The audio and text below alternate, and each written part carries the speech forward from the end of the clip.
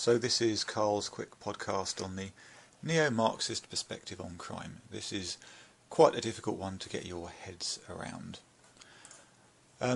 So the easiest way to understand it is that it fuses elements of Marxism and Interactionism.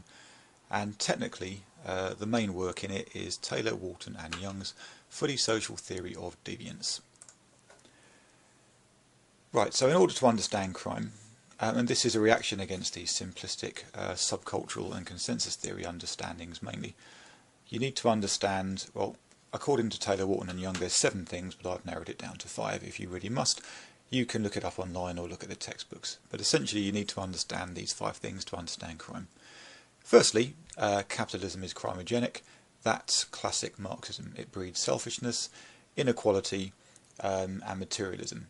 So it breeds a value set that leads some people to commit crime automatically. It's structural. Secondly, there are what are called cyclical crises of cyclical economic crises within capitalism. This basically means that for reasons you don't need to know about at this stage, capitalism kind of moves forwards in boom and bust cycles. So the economy grows and grows and grows, then it collapses, it grows and grows and grows, and it collapses. And if you're really interested, have a look at David Harvey's work, who argues that these boom and bust cycles are getting more severe and the time between them is decreasing. That's all quite interesting, but anyway, that's not relevant now. So obviously in these times of crisis, by the way, you have things like unemployment, which increases the crime rate, so that's where it links into crime. Secondly, the government supports the interests of capital. So they side with the capitalist class and against marginalised groups, essentially the working class. Right, now thirdly, you have to understand the media's power to create folk devils, and that's where interactionism comes in. And also there's 4 and 5, and I'll explain that later. Right, a crucial thing is that criminals are seen as kind of working class heroes in a way. It's actually rational to be criminal in a Marxist system if you're from a working class background, because you basically get shafted, so it makes sense. They have a sort of Robin Hood view of working class criminals, if you like.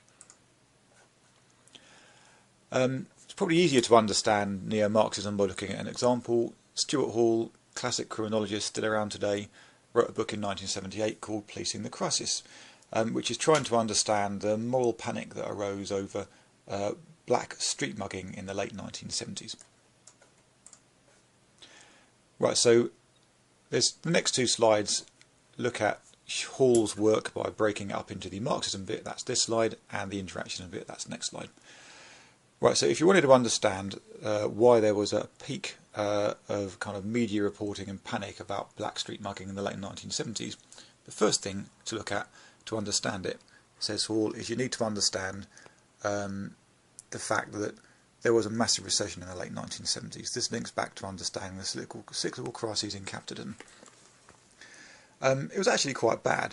There was a serious crisis. There was mass unemployment. The left wing was very active, and there was a serious lot of poverty and misery going on in the late 1970s. Look it up if you don't believe me. Cause 2. This meant that the capitalist state faced what's known in Marxist terms as a legitimation crisis. The state gets its authority from making sure the economy keeps growing. At the time, the economy was collapsing, and so the government is facing a crisis of legitimation. It's looking like it's got no valid role in society. Now, we'll come back to that later, but fortunately for the government, at the time, the unemployment led to an increase in street muggings. It did lead to a genuine increase in crime, because during this time, further marginalisation happened. Young black kids in inner cities essentially were suffering huge rates of unemployment, and there was an increase of crime, black mugging essentially, black street robbery in other words, at this time. Now what the media did with this is it picked up on this increase in street crime, and cause 5, what the government was happy to do was sort of go along with it. They ran with the moral panic, and their response was to put more police on the streets and to build on the idea that there's a problem with these young black kids mugging people. And what this did, it led to higher kind of arrest rates for young black kids, and it kind of amplified the problem, classic deviancy amplification. Now, the last point is the important bit. What happens is that this moral panic diverted attention away from the economic crisis, the legitimation crisis, and it kind of diverts attention away from the problems of capitalism that caused the crisis in the first place. So according to Neo-Marxism, moral panics basically get used by the government to divert attention away from the troubles that they face. Criticisms are that the theory offers no obvious solutions. The only obvious solution is a radical one, which is to have a working class worldwide revolution. And secondly, they may be a bit romantic about criminals. They kind of let them off, they see them as sensible. This doesn't help you if you're a victim of street mugging or any other crime.